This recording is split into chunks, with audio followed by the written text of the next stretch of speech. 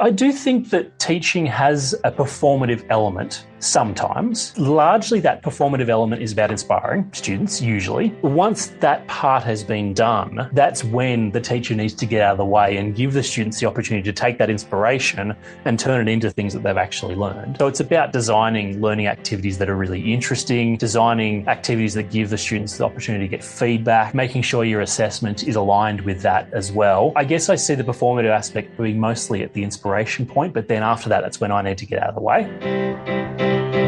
I am an actuary. I am an actuary.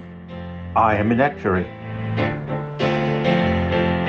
Welcome to the We Are Actuaries podcast, where you'll meet leaders who use their actuarial powers to solve a range of problems and make a real difference. I am your host, Julia Lessing, and I'm a qualified actuary based in Australia. I help actuaries develop communication and leadership skills to build great actuarial careers. So settle in, learn from the best, and be inspired. Hi everyone. Today we're talking about a topic that is very familiar for every actuary. We're talking about actuarial education. And joining me for this discussion today is Associate Professor Adam Butt, who is the Head of Actuarial Studies at the Australian National University, or ANU. Adam, welcome. Thanks for joining us. Thank you for having me, Julia. Adam, I was thinking, it seems like only yesterday that you and I were sitting in Shauna Ferris's ACST 151 undergraduate actuarial studies class back at Macquarie University. But it wasn't actually yesterday. It was, in fact, literally last century. You don't need to say that. But after university, you went on and had a big corporate role and you got qualified as a fellow. But then you made a big shift and moved from corporate life into academia. What prompted that change for you? So when I was at university, I was doing part-time work as a maths tutor, and I what I really enjoyed most about that was the moment of the student learning something new, having a breakthrough that a concept that they hadn't understood, they now understood. And my part in that process of finding different ways to push the student down that path. And I found it very rewarding. So I sort of knew even at that stage that I had an interest and perhaps a bit of an aptitude towards teaching. I'd also had a number of conversations with John Shepherd, who was our actuarial control cycle lecturer, a name that you'd be well familiar with. I guess a name that a lot of people who are watching this would be well familiar with, about the idea of getting into teaching at some point in time. I didn't think a huge amount more about it at that stage because I knew there was extra work that needed to be done before moving in that sort of direction. So I went in the more standard career path direction. And I found myself in that role, I found myself a little bit like a really small cog in a very, very big wheel. And it wasn't quite clear to me exactly how my contribution fit in to that very, very big wheel. Now, that's absolutely no negative against Aon, who I was working for at the time. My colleagues were wonderful. I had a really good time working with them, but it just wasn't quite the right fit for me personally. One of the things I really, really enjoyed about tutoring and then teaching is you very, very clearly see the fruits of your work very immediately as well. You're having a conversation with a student and you can see the light go off in their eyes when they get something they didn't understand before. And I found myself really wanting that again, so really, really wanting to feel that immediate impact of what I was doing. And so I guess that was the catalyst for going back and investigating it a little bit further. And I was lucky enough at that point in time that a job opportunity at ANU came up. Back 20 years ago when this was happening, there wasn't such a need to have a PhD already. I was able to do a PhD part-time whilst commencing the job at ANU. It was the classic, I'm going to move to Canberra for 4 or 5 years to do a PhD, do the role at ANU and then move back to Sydney. And that was 19 years ago. Yeah, and you're still in I never ended up moving back. Yeah, so seeing that aha moment when you're teaching something to someone and seeing that penny drop and realise that you've had that contribution to their knowledge and skills, that's what you found really rewarding and something that you kind of missed in your corporate role. Oh, called you back to teaching. Yeah, and I mean, and I'd even gone so far down that rabbit hole that I'd enrolled in a teaching degree at Macquarie before really? the ANU job came up, thinking that I'd move to maths teaching and who knows where things will go after that. And it was just serendipitous that the opportunity at ANU came up. Would have been, I moved down here, I think in January or February 2005, and I was about to start the teaching degree, which obviously I didn't complete at that point in time. Yeah. You started teaching at ANU and you started your PhD as well. At the same time, yeah. Wow. So you went from your fellowship exams straight into a PhD and a brand new industry and a brand new job. That sounds like a big it was actually really, I was actually lucky in a way. I did my last fellowship exam in 2004, knowing that I had intended probably to move into either academia or teaching at that stage. And so I was probably the least stressed fellowship. It was part 3 at that stage. Right. I was the least stressed part 3 student ever, because I sort of had in mind, well, maybe I'm not actually even going to use this fellowship anyway. And so I didn't stress out about it at all. I still tried, obviously, I still passed the exam, but I wasn't overly concerned about what the outcome was. So it was nice. You had a different plan in mind. Yeah. Yep.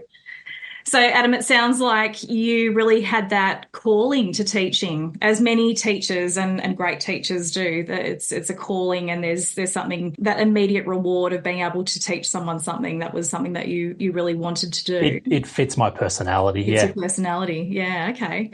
So, talk to me a bit about your philosophy on teaching and education. So, if you'd asked me that question, say 15 years ago, about philosophy of teaching and education, I would have thought that was a very public service sort of question, looking at synergies and every other buzzword that you can possibly think of. Living in Canberra, you joke a lot about public service speak, and philosophies on things is absolutely a bit of a public service speak.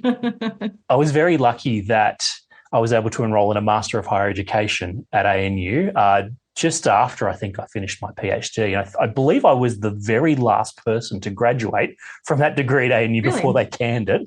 Okay.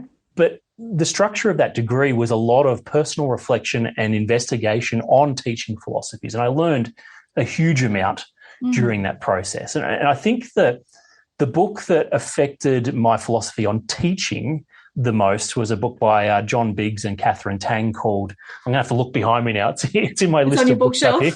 Teaching for Quality Learning at University.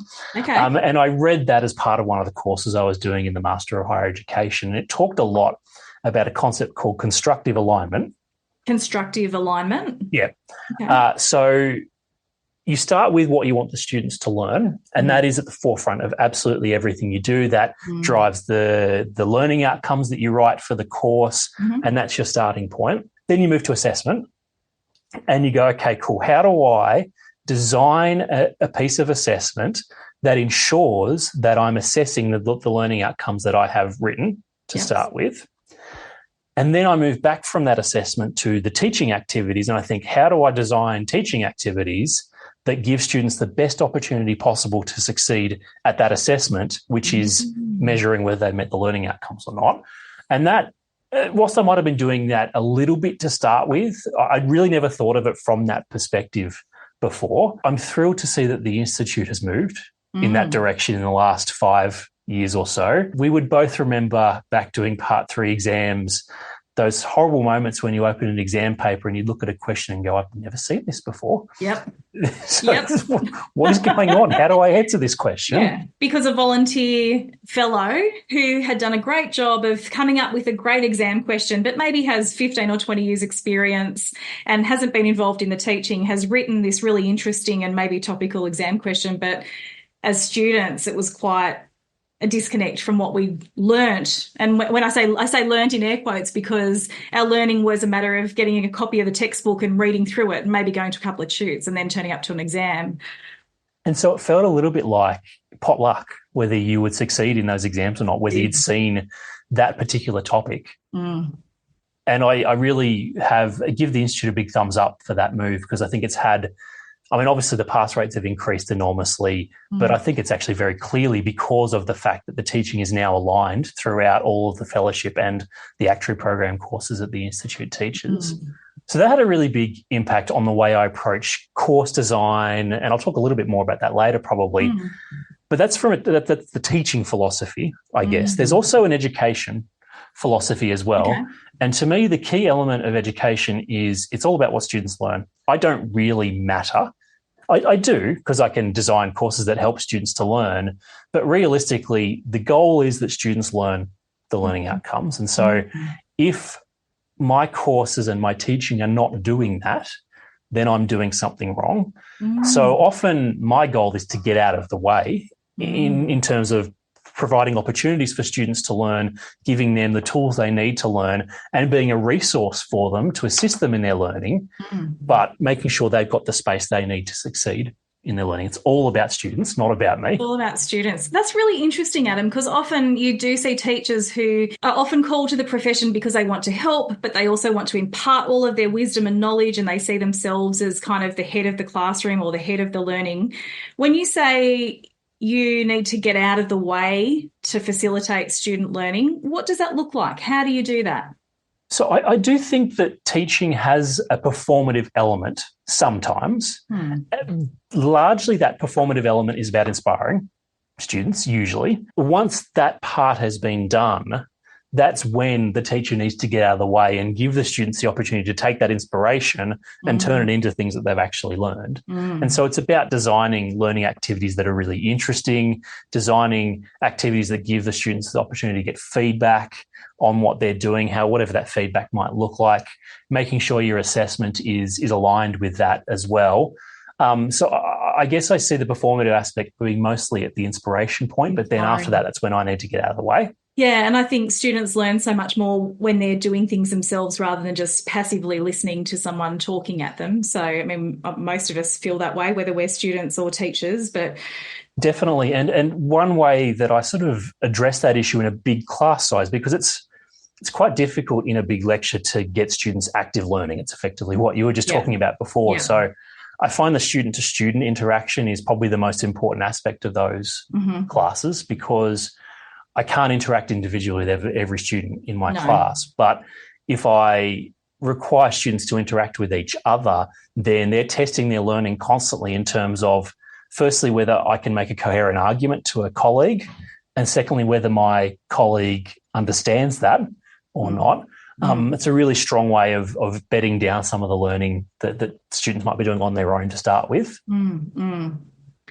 Yeah, excellent. I'm just reflecting on my own experience teaching CMP this semester, where I've got 180 students, and clearly I can't do that one-to-one like you've just described, with everyone, like you have that as well. But I do, break them into small groups, get them talking to each other. And sometimes I think they feel more comfortable talking to each other than talking to the teacher anyway, or maybe definitely ask, take more risks with the questions they're asking even too. So it's win-win there.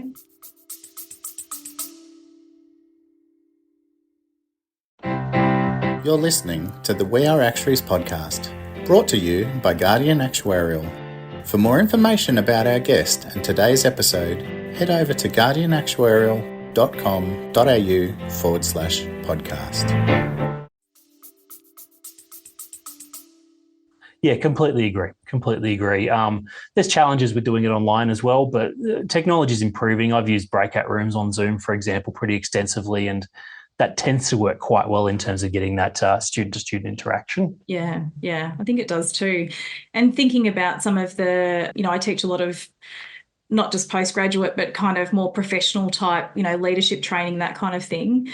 I know that even if you've got a certain size group, they tend not to a group of people that don't know each other well, they're often reluctant to share openly. But if you can get them into a small enough group, they'll start to really engage with each other. And that's when you start to see some of those penny drop, the aha moments that you were talking about at the start. And that's where scaffolding is really important as well, in the sense that, okay, you're going to put people into a small group, but give them some structure in terms of, okay, here's a question to start with. How about you all share your answer to this question, and then let them develop the conversation from there, because otherwise it's, even with a relatively small group, it's quite intimidating being put into that small group if you're not given some sort of structure already as to how the conversation should go. Something to do, particularly for us as actuaries, when maybe that's not our comfort zone, talking to people that we don't know. And I mean, it's funny that you say that. I think our education programs are often quite good at catering to our strengths, and I think we should probably focus a little more on our anti-strengths, our weaknesses. Challenging some of those things that aren't strengths. Yeah. I teach a capstone course at ANU, and one of the key elements of that is group work, and the students hate it. Absolutely hate it, because I randomly allocate the groups as well. They're not even groups of their choice. But I explain very clearly at the start of the class what the reason is for structuring the course that way and what I hope they're going to get out of the experience. Yeah. And I've been around the block for long enough now that I can cope with slightly lower student ratings I get for putting students out of their comfort zone. Yeah, yeah. So even if they're not as happy about it, you're still aligned with your teaching and education philosophy of that constructive alignment. So you're setting things up so that they're meeting what you want them to learn, and you're getting out of their way so that they can learn it. So, absolutely. Yeah, fantastic. Okay, so I know you've also spoken and written about this idea of representation across the profession, whether that's around male-female balance or broader representation around ethnicity and age and other demographic factors. We still have a male-dominated profession. I mean, I think it's gotten better than when we first started out back at Macquarie University, but what do you think could be done to improve that gender and, I guess, other representation across actuarial student cohorts? I'll start that question by a disclaimer. My wife would want me to put this disclaimer in. Okay. I am aware of the irony of a middle-aged white man talking about representation. I am well aware of the irony. So let's get that. I accept that. But as a teacher, and a teacher, as you, in your words, has been around the block a few times. Yep. What are you noticing? What do you think we could do? So some numbers are a good place to start, because that's what we do. In the highest level of Year 12 mathematics across the country, a third of students are female, 2/3 are male. At ANU, and I think this is broadly representative of universities around Australia as well. I've done some work with Leonie Tickle at Macquarie, looking at their data as well. The proportion of domestic students who are female is a third. Okay. So those numbers are actually not too bad. If you compare us with other sort of mathematically dominated professions like computer science and engineering, we actually do far better than what those professions do in terms of the proportion of women in the profession. So that's not too bad an outcome. Now, in terms of improving that outcome, I always think of this from a bottom-up or a top-down approach. The bottom-up approach is, well, what's happening to lead to only a third of Year 12 students being girls? I don't think that we have a huge amount of control over that as a profession. That is a big, big, big societal challenge. Yeah. I've done a bit of reading on the reasons behind that. I mean, having a Year 8 daughter who is pretty good at mathematics means you're interested in why these sort of numbers look the way they are. There are reasons, I won't go into that now, but I don't think we have a huge amount of control over that. Interestingly, our our international cohort is 60% women. Really? 60%? So the majority of international students studying actuarial studies are female? Yep. Wow, I didn't know that. So that means that the socialisation reasons are not global. I think to some extent they're Western rather than global. But again, I don't think we necessarily have a huge amount of control over that. So then we've got the top-down sort of, well, how do we get women into the profession? The ones who have the capability, how do we get them into the profession? There's a lot going on in that space. And I actually think the profession generally does a pretty good job in that space.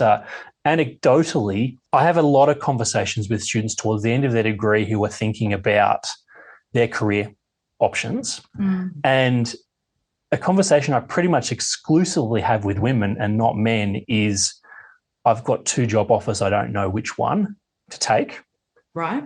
So the impression I get, and this is not based on data, the impression I get is that employers really, really want to hire women, and diversity more broadly as well. So two actuarial job offers. Yeah. 2 actuarial job offers, and they don't know which one to take. Okay.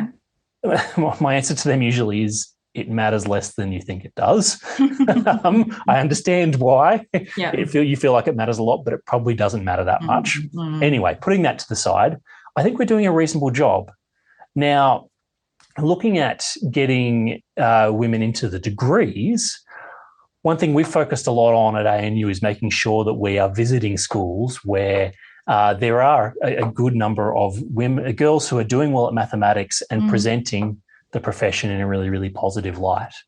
And the sorts of anecdotes I just described to you now work really well in those sorts of environments, explaining to girls who are really good at maths, who aren't sure what they want to do with their maths, hey, this is a career that you'll actually get to use your maths, you'll get to contribute to society, you'll earn good money, and you'll be wanted. Yes. As well. So we spend quite a bit of time, and even when I go to co-ed schools, I have a moment of, hey, I'm just going to speak to the girls for a moment, because I think this is important. You mentioned representation before. I think that's really, really important. I confess I did run the numbers on your previous podcast to have a bit of a look of, and the representation of your podcast is fantastic. Like, it's not just women versus men, it's people with different coloured faces, different ages, and all that stuff is really, really important, because I know that as a lot of people, they enter the profession by looking up to someone who has done it before, and they want to identify with that person. The best way for them to identify with that person is if they have the same gender, if they have the same colour. So if we're providing examples of that in terms of that representation, that means that everyone who might come into the profession has someone they can look up to and identify with in that That's way. so powerful. I've heard that saying, you can't be what you can't see, or so I guess, creating, as we become a more diverse profession and as we support diversity in the profession, then I guess there will be more role models that people can think, oh, you look like me, or you sound like me, or I can relate to you. There is a bit of a challenge there, though, because it means that we tend to be asking our women to do a lot of this work, if that makes sense. That's true. I hadn't thought about it like that. And I'm aware of that in university, that the women we have in our department, I'm often asking them to do things with high school because I think it's important from that identification point of view. But it does put quite a burden on them to be that person to be identified with, both in terms of time, but also, I guess, in terms of pressure as well. So I'm aware of that. There's a little bit of a challenge there in making sure we're not putting too much of a burden on our women or whatever places of diversity, in terms of not putting too much of a burden on them. Yeah, it's a good point, Adam. And I think we still have that sort of 2-to-1 male to female ratio across the profession. And then some of those other more social burdens that you were talking about too, the caring load and those things that often tend to fall to women too, it kind of amplifies that imbalance, I suppose. But yeah, very interesting. I'm super interested that you've run some stats on the podcast. I'd love to see that afterwards. They're me looking at your webpage. I'm just looking over here because that's my other screen. It's not on there at the moment, and just quickly going, actually, I think the women number was about a third as well. Okay. So representative, I mean, my objective with this podcast has always been to showcase the diversity of what actuaries can do. Yeah. How are we using our actuarial superpowers to make a difference in the world? And the answer is we're all doing it in different ways. So, I'm glad to see that diversity is coming through, also in visible diversity as well. Just to share another anecdote as well, this is an example of where I think it wasn't done well. The Institute, probably 5 to 7 years ago, had, I think it was called I Am an Actuary. Now, it's basically short little videos of people describing what they do, not too dissimilar to what exists on the webpage now. And there was, 5 or 6 of them or so. And it was very clear that there was a number of videos of men talking about what they do. Right. And there was a video of 2 women in the same video. And that was the only video that had multiple people. Oh, wow. And I think it was the only video that had women in it as well. And it really rubbed me the wrong way, because it sort of, it wasn't deliberate in any way, shape or form, but it came across a little bit like, well, for women to succeed, they need to be working together. They can't succeed on their own. Right. And I actually said something to the Institute about it at the time, and I don't think that video's up there anymore, but it just felt like it's easy to get it wrong as well. And I'm sure I've got it wrong in the past as well. Yeah, good on you for calling it out, Adam. Well, hopefully we're making some better strides there. Okay, so let's talk a bit more broadly then about students at university, or students. What do you see as the most valuable skills that actuarial students can learn at university and maybe elsewhere? Technical skills don't probably matter as much as what students think they do. I know, shock horror. Who would have thought? That's what we're all learning, isn't it? Yes, Actuarial technical it is largely skills. in the foundation program. I often use an example with students I'm speaking to about this issue in terms of what employers are looking for. And I use my two hands. This is my technical skills. These are my non-technical skills. And I say, you won't succeed if you're like this. If your technical skills are up here and your non-technical skills are down here, that's not going to work. Yep. Bringing this down a bit is fine as long as this is coming up here. Yep. And for those listening to this on the podcast, you've got your hands and you're sort of going technical skills versus other skills, they're even, but having strong technical skills and really weak non-technical skills doesn't work. And we attract students who think that way, who think in terms of technical skills are everything. And so I guess to more directly answer your question, I feel like probably the most important thing students can learn, both at university but also in their early career, is to learn about themselves, learn about what their strengths and weaknesses are, learn about what they really like, what they really don't like. I was able to learn through my early career in industry what worked best for me as a career. If I can instill some of that in the degree as well in terms of learning about yourself, part of the reason for putting students in a group is you'll learn a lot about yourself through that process. Do I have a teaching or a leadership sort of bent, or do I prefer being sort of more of a part of the team, for example? So that I think is very, very important. Learning how to learn is also probably, I would say, is the most important aspect as well. Part of what I do in my capstone course is I very, very deliberately say to students when I'm communicating with them, I'm not a horrible person for saying this to you, but I want you to go and try and work this out for yourself. Go and do some research. Now, that sounds horrible. It sounds like I'm ignoring you. I'm not ignoring you because I want you to come back after that and tell me what you've learned. And then we can work together in terms of making sure that's on the right track. But the majority of the learning you're going to do after you finish this degree is on your own. Be that, you'll have resources and tools available to you, but you won't necessarily have a teacher talking to you. That's true. And so learning how to learn and learning to be excited about learning, to really want to learn constantly is vitally important. And that it goes into a deeper aspect, I guess, of what we learn in the foundation program, in that it's easy, I think, or probably a little too easy to succeed by learning at a very, very surface level. So learning how to answer exam questions, learning that there's a black or white single answer to every question. The capstone course, I know I keep mentioning this, is very deliberately grey. And so the students work in groups, they solve client problems, they write reports. There's not a right or a wrong answer. And so I say to students, I'm not so worried about your answer. I'm more worried about the fact that you understand your answer and that you understand why it matters to the client as well. So whenever I'm giving a demonstration in class of some sort of modelling activity, after we've done that, I go, let's change some of these assumptions and have a look at how the answer is impacted. Can you justify why the answer moves in the direction it does? Or as we get to an answer, I say to students, how can you be sure this answer is right? What sort of tests can you do? Because really the best actuaries are the ones who can do that. They do that quickly too. I remember my boss at Aon, this is just when I started, probably when I was an intern, you'd give him something and he'd tell you it was wrong.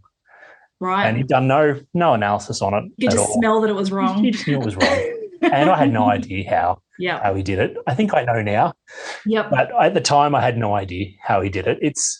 It's all about that deeply understanding the task that you're doing, the moving parts in the modelling that you're doing, and sometimes we won't look at the answer straight away. I'll say to class, what do you think would be a reasonable answer to this? What would you, if the answer didn't lie in this range, what would you do to check? Have you made a mistake or have you learned something? Yeah. Is there a bug in your model? Have you missed out half the data? What's gone wrong here? How would you know? I always tell students that the best bugs are the really obvious ones where the model breaks completely, because then you've made a mistake. The worst bugs are the ones you get an answer. That's true. That's true.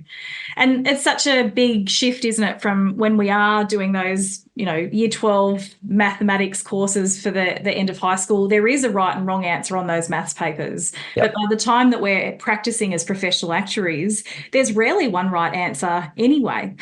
We're setting lots of assumptions. We're making predictions about the future. And typically there is a range of correct or accurate answers. So what you're doing then with your students is helping them to make that transition from black and white answers to that actuarial professional approach of having more grey. And that isn't always easy to do. No, it's not easy to do in education either, because they're harder to mark these things because you're really trying to delve deep into, does the student understand what they're doing?